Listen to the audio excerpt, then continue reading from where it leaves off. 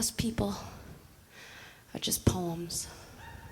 We're 90% metaphor, with a leanness of meaning approaching hyperdistillation. And once upon a time, we were moonshine, rushing down the throat of a giraffe. Yes, rushing down the long hall, despite what the PA announcement says. Yes, rushing down the long hall, down the long stairs in a building so tall that it will always be there.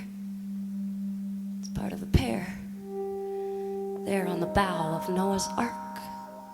The most prestigious couple just kicking back, parked against a perfectly blue sky on a morning beatific in its Indian summer breeze, on the day that America fell to its knees after strutting around for a century without saying thank you or please. And the shock was subsonic, and the smoke was deafening between the setup and the punchline, because we were all on time for work that day. We all boarded that plane for it to fly, and then while the fires were raging, we all climbed up on the windowsill, and then we all held hands and jumped into the sky. And every burro looked up when it heard the first blast, and then every dumb action movie was summarily surpassed, and the exodus uptown by foot and motor car looked more like war than anything I've seen so far. So far.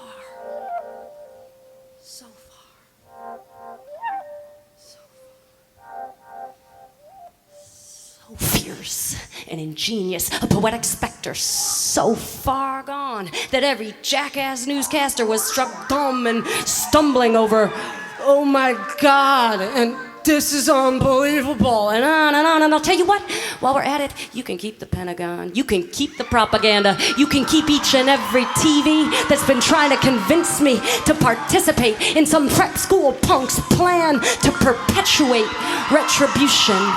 Perpetuate retribution. Even as the blue toxic smoke of our lesson in retribution is still hanging in the air, and there's ash on our shoes. And there's ash in our hair. And there's a fine silt on every mantle from Hell's Kitchen to Brooklyn, and the streets are full of stories, sudden twists and near misses, and soon every open bar is crammed to the rafters with tales of narrowly averted disasters, and the whiskey is flowing like never before, as all over the country, folks just shake their heads and pour.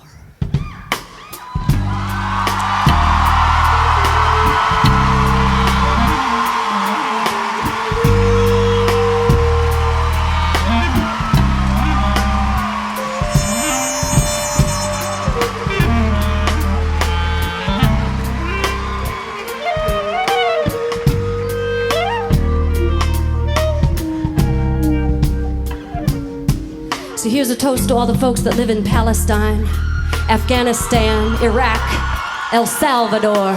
Here's a toast to all the folks living on the Pine Ridge Reservation under the stone-cold gaze of Mount Rushmore. Here's a toast to all those nurses and doctors who daily provide women with a choice, who stand down a threat the size of Oklahoma City just to listen to a young woman's voice. Here's a toast to all those folks on death row right now, awaiting the executioner's guillotine, who are shackled there with dread and can only escape into their heads to find peace in the form of a dream. Peace in the form of a dream. Peace in the form of a dream. Cause take away our PlayStations and we are a third world nation, under the thumb of some blue blood royal son who stole the Oval Office and that phony election. I mean, it don't take a weatherman to look around and see the weather. Jeb said he'd deliver Florida, folks, and boy did he ever. And we hold these truths to be self-evident. Number one, George W. Bush is not president. Number two, America is not a true democracy. And number three, the media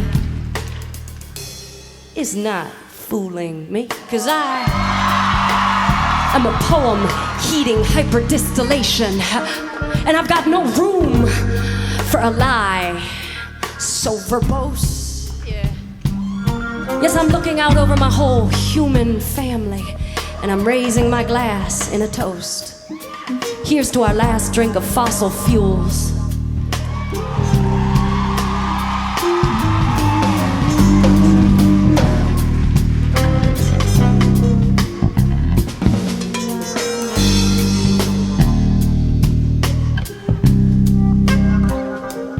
May we vow to get off of this sauce. Shoo away the swarms of commuter planes. Find that train ticket we lost. 'Cause once upon a time, the line followed the river and peeked into all the backyards. And the laundry was waving and the graffiti was teasing us from brick walls and bridges. We were rolling over ridges, through valleys, under stars. I dream of touring like Duke Ellington in my own railroad car.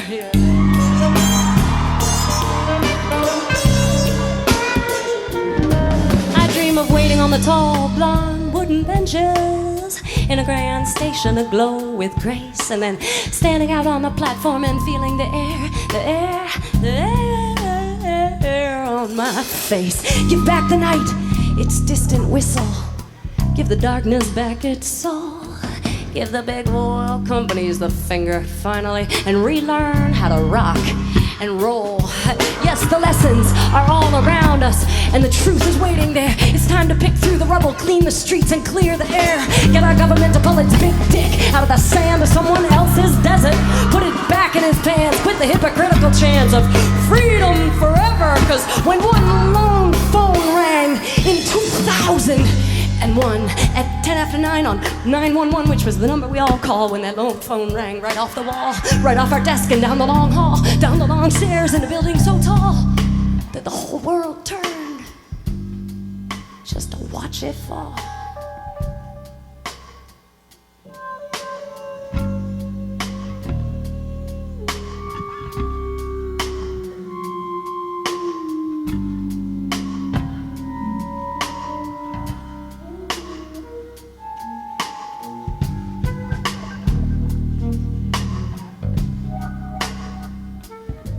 And while we're at it, remember the first time around? The bomb, the rider truck, the parking garage, the princess that didn't even feel the pee. Remember joking around in our apartment on Avenue D?